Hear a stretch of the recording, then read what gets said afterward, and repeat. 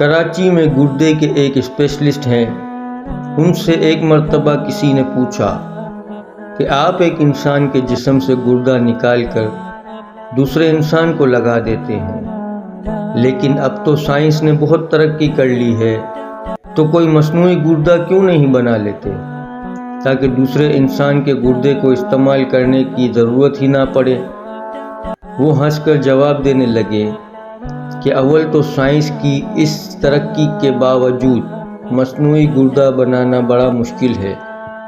کیونکہ اللہ تعالی نے گردے کے اندر جو ایک چھلنی لگائی ہے وہ اتنی لطیف اور باریک ہے کہ ابھی تک کوئی ایسی مشین ایجاد ہی نہیں ہوئی جو اتنی لطیف اور باریک چھلنی بنا سکے۔ اگر بالفرض ایسی مشین ایجاد ہو بھی جائے اور ایسی چھلنی بنا بھی لی جائے تو اس پر اربوں روپے خرچ ہوں گے، اور اگر اربوں روپے خرچ کر کے ایسی چھلنی بنا بھی لی جائے تب بھی گردے کے اندر ایک ایسی چیز ہے جو ہماری قدرت سے باہر ہے۔ وہ چیز یہ کہ اللہ تعالی نے گردے کے اندر ایک دماغ بنایا ہے جو فیصلہ کرتا ہے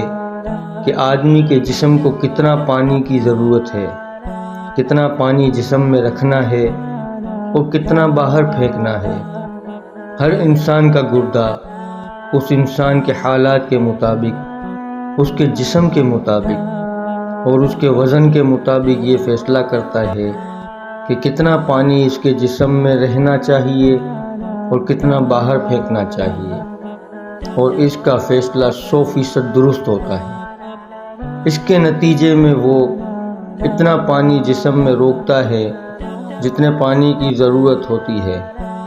اور ضرورت سے زائد پانی